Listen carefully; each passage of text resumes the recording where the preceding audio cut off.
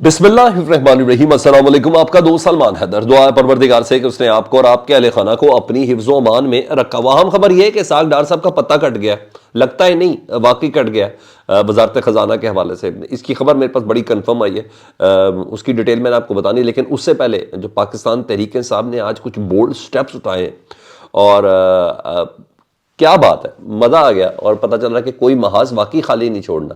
एहतजाज चाहे पार्लियामेंट के अंदर हो, चाहे पार्लियामेंट के बाहर हो, अदालतें हों या कुछ और जगह हो, हर जगह पर अपने एहतजाज को प्रॉपर वे में रजिस्टर कराना है। बड़े हैरान कुन स्टेप्स हैं जो मैं आपके सामने अभी शेयर करने जा रहा हूँ। सबसे पहले जी, पाकिस्तान तहरीक इंसाफ ने एक अहम कदम ये उठाया, ऑफिशियली अब ये स्टेप उठा लिया गया कि आदिल राजा और हैदर मेहदी से ना पाकिस्तान तहरीक इंसाफ का कम अज़ कम कोई ताल्लुक़ नहीं है।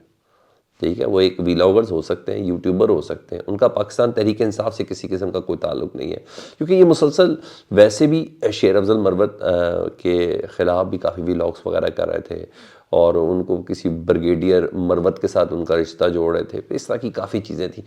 सर ये तो आपको भी पता और मुझे भी पता है, बहुत ही बोंगी है ना, एक अफवाह की एक हद होती है। मैं भी आपके सामने रोज़ एक इज़्ज़त और एहतराम के साथ चेहरा लेके आता हूँ।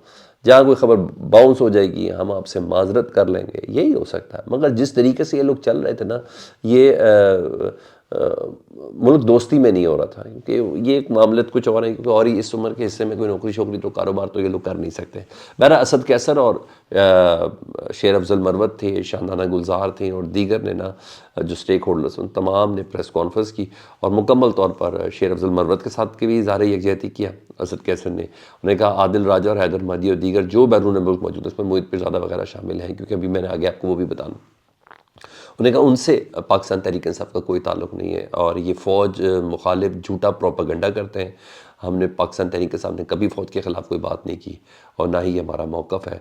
बहैसियत पार्टी पाकिस्तान तहरीक इंसाफ के जितना भी सपोर्टर है वो इनको फॉलो ना करे, फॉलो करने से मना कर दिया है। पाकिस्तान तहरीक इंसाफ का असद कैसर साहब ने कहा अगर किसी को मौक़िफ़ रिक्वायर्ड है या कुछ है तो उसके PTI के ऑफिशियल जो सोशल मीडिया के अकाउंट्स हैं, चाहे टिकटॉक हो, चाहे यूट्यूब हो, चाहे फेसबुक हो, उन्हें कहा बस या एक्स हो, तो उसी हैंडल से ही आगे तक बात जाएगी और आपने उसी को ही फॉलो करना है।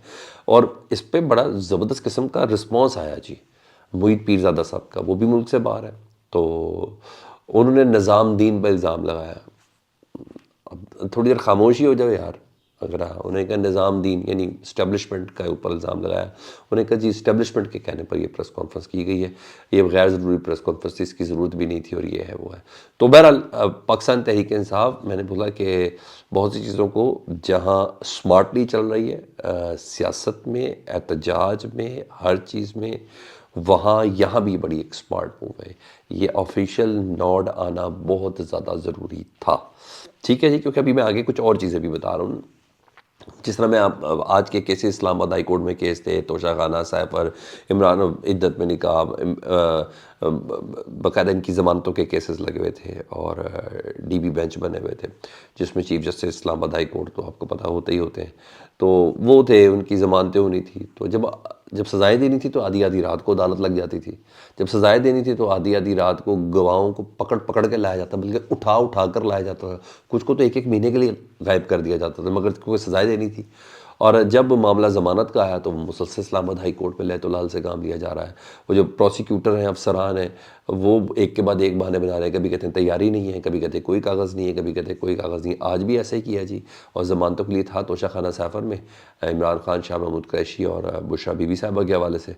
तो आज कहते हैं जी पेपर बुक्स हमारे पास नहीं है, तो इन पेपर बुक्स को बनाने में 2 से 3 दिन लगेंगे। तो आज भी समाप्त नहीं हो सकी। तो समझ आ रही है अभी भी हमें कि कौन कहाँ कैसे किस तरीके से इस सारे मामलात को लेकर चल रहा है। हाँ, पाकिस्तान तहरीक इंसाफ ने बड़ा ज़बरदस्त एक काम किया और कि स्पीकर के सेक्रेटेरिएट में बाकायदा करारदाद जमा करा दिए जी इमरान खान साहब की रिहाई की और उनकी फौरी रिहाई की, दीगर असीर ख़वातीन की, और बाकायदा नाम ले लेकर जी, जिसमें परवेज़ इलाही, शाह महमूद कुरैशी और दीगर, यास्मीन राशिद और महमूद रशीद और दीगर, इसमें एजाज चौधरी साहब, इन तमाम का नाम लेकर उन्होंने करारदाद जमा कराई।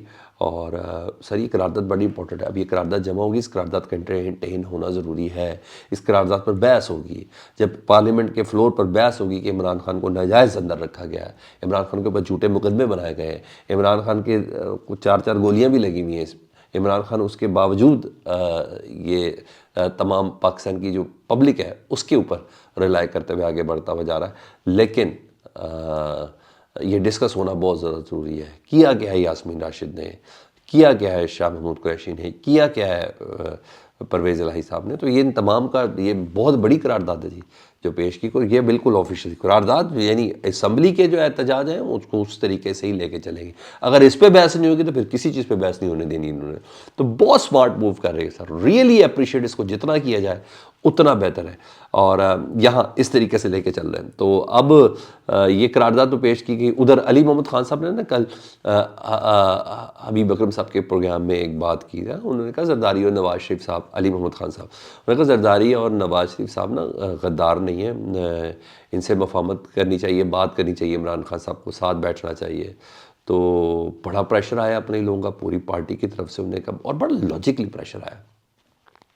انہوں نے کہا ہم جیلوں میں ہیں, ہمارے لوگ جیلوں میں ہیں, ہماری قیادت جیلوں میں ہے, عمران خان جیل میں ہے, شاہ محمود قریشی جیل میں ہے, پرویز الہی جیل میں, یہ سارے لوگ جیل میں ہیں. کیا اس موقع پر مفاہمت ہو سکتی ہے؟ ہماری 180 نشستیں ہیں جس میں فارم 45 کے نتائج کے مطابق, اس کا معاملہ سب سے پہلے ہے. تو اس کو تو پہلے دیکھیں. بڑی اچھی خاصا پریشر ہے. تو پھر آج صبح کے ٹائم نا علی محمد خان صاحب نے ریئل موقف پاکستان تحریک انصاف کا پیش کیا. کیونکہ دیکھیں نا, یہ ہوتی ہے پارٹی کہ فوراً سے پہلے بینڈ بجا دیں کہ کوئی بندہ پٹری سے اتر رہا ہو کہ آ جاؤ بھائی پٹری پہ دوبارہ سے. جناب دس از کال پارٹی. یہ مافیا نہیں ہے, یہ کوئی کلٹ نہیں ہے. دس از کال پارٹی. میں اپریشیٹ کرتا ہوں چیز کو کہ بڑے بڑے بندے جو اپنے آپ کو بہت کچھ سمجھ رہے ہیں ان کو بھی چوکٹے کے اندر لاتے ہیں.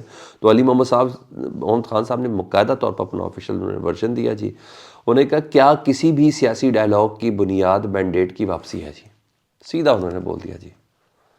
اور انہوں نے کہا کسی بھی سیاسی ڈائلاگ کی بنیاد مینڈیٹ کی واپسی ہے, اور یہ بات نہیں کہ جب تک پاکستان تحریک انصاف کو اس کا اصل مینڈیٹ واپس نہیں لیا جاتا, نہیں مل جاتا, جس میں 180 کے قریب جنرل نشستیں ہیں اور اس کے ساتھ خواتین اور اقلیت کی نشستیں ہیں جو الیکشن کمیشن نے ڈاکہ مارا ہے نا, اور اس کے لیے کوئی کمیٹی جب تک نہیں بن جاتی اور عدالت کوئی فیصلہ نہیں کرتی, تب تک شہباز شریف اور بلاول بھٹو کی طرف معیشت یا کسی اور معاملے پر چارٹر بنانا اور مشترکہ پالیسی بنانا بالکل عجیب سی بات ہوگی. جناب یہ آفیشل سٹانس ہے پاکستان تحریک انصاف کا جی. ہم آپ کی حکومت کو جائز تسلیم ہی نہیں کرتے. جناب پہلے حقدار کو اس کا حق ملنا چاہیے, اور قوم کے مینڈیٹ کو چوری کرنے سے بڑا جرم کوئی نہیں ہے. پاکستان تحریک انصاف نے اپنا آفیشیل ورژن رکھ دیا اس ساری سچویشن پہ. جس نے جس در جس کا جو مرضی مطلب نکال لیں, یہ ہے ساری بات. انہوں نے کہا یہ غلط کیسز ختم کیے جائیں, ہمارے اسیران کو باہر لایا جائے, اس کے بعد ملکی معاملات پر بات ہوگی. ٹھیک ہے جی. اور گفتگو سے قبل غلط کو غلط اور صحیح کو صحیح بتانا ہوگا. یہ پی ٹی آئی کا آفیشیل موقف ہے. آج کا جنگ اخبار میں آپ حیران ہو گیا. جنگ اخبار کیا ہے, علی امین گنڈا پور نے پہلا پتھر پھینک دیا. نیچے تفصیل لکھی کہ کل وزارت عظمیٰ کے جو حلف برداری تھی نا اس میں علی امین گنڈا پور نہیں شامل ہوئے. یہ نہیں پتا ابھی تک کہ علی امین گنڈا پور کو انوائٹ کیا تھا یا نہیں کیا تھا, لیکن یہ ذہن سازی ہوتی ہے سر, یہ آپ نے ذہن کے اندر رکھنا ہے. یعنی اب جواب کے لیے تیار ہیں. بھائی علی امین گنڈا پور کل نہیں گئے, بلایا گیا یا نہیں بلایا گیا اس کا نہیں مطلب. اس سے پہلے کیا ہے, آپ نے پی ٹی آئی کی مخصوص نشستوں کو حاصل کرنے کے لیے الیکشن کمیشن میں درخواست دی ہوئی ہے. آپ نے کہا وہ درخواستیں ہمیں دیں. سنی اتحاد کونسل کا کوئی سٹیٹس نہیں ہے, ایک چیز. اس کے بعد آپ مسلسل لنگر آن کرتے رہے اس تمام معاملے کو. پہلا پتھر کس نے پھینکا؟ آپ کہہ رہے ہیں مفاہمت ہو جانی چاہیے, جب ٹھنڈا دل ہو جائے سب ہو جائے. بھائی ٹھنڈے دل کے لیے سٹیپ لینا پڑنا ہے. آپ حکومت میں ہیں, آپ کی نظر تھوڑی جھکی ہوئی ہو اگر ملک لے کے چل رہا ہے. آپ کے اپنے مزیدار میڈیا اسے ذہن سازی شروع کر دی, پہلا پتھر پھینک دیا ہے. اس نے یہ تو نہیں کہا کہ معیشت کے سلسلے میں جو باڈیز ہیں میں نہیں بیٹھوں گا, SIFC میں نہیں بیٹھوں. اس نے ایسی کوئی بات نہیں کی. اس نے اپنا پروٹیسٹ بتایا کہ بھائی ان کو مانتے ہی نہیں ہیں. چلے جاتے ہیں بھی، میں یہ بھی کہتا ہوں چلے بھی شاید جاتے ہیں. کیا کوئی آفیشیل کوئی پیش کیا ہے انہوں نے کوئی دعوت نامہ؟ بس اتنی سی بات ہے. آ جاؤں میں ذرا اس بڑی خبر کی طرف کہ اسحاق ڈار صاحب کا پتہ کٹا جی. رات کو نا شہباز شریف صاحب نے جیسے ہی گارڈ آف آنر لے لیا، حلف لے لیا، یہ سب چیزیں ہوگی، اسٹاف سے ملاقات ہوگی نا، اس کے بعد پہلا اجلاس انہوں نے بلایا، وہ معیشت کے اوپر تھا اور کچھ اجازتیں ریکوائرڈ تھیں، آئی ایم ایف سے بات کرنی تھی اور دیگر مہنگائی شنگائی، تو سب کچھ آپ کو پتہ ہے، آئی ایم ایف سے بات ہونی تو یہ سب کچھ ہونا ہے. میں ابھی اس پہ بات نہیں کرنا چاہ رہا. اہم چیز یہ تھی کہ وہ اہم ترین اجلاس تھا. اس اجلاس میں تمام سیکٹری وزارت خزانہ کے سب کچھ موجود تھے. اسحاق ڈار صاحب موجود نہیں تھے. ٹھیک ہے جی. اور حالانکہ اس سے پہلے کہا جاتا ہے کہ اسحاق ڈار صاحب بھی انٹیکٹ ہیں وزارت خزانہ کے لیے. اور اب خبر یہ گری گئی کہ وہ وزارت خارجہ کے لیے جیڑا کام آندہ ہی نہیں پانا وہ وزارت دے رہے ہو، جو معاملہ پتہ ہی نہیں وہ وزارت دے رہے ہیں. بہرحال اب یہ ہو گیا جی. اکانومی تھا اور اسحاق ڈار صاحب نہیں تھے، باقی تمام سیکٹری موجود تھے. کافی سوالات اٹھائے جا رہے ہیں. ٹھیک ہے. شہباز شریف صاحب کی ملاقات بھی ہوئی ہے جی.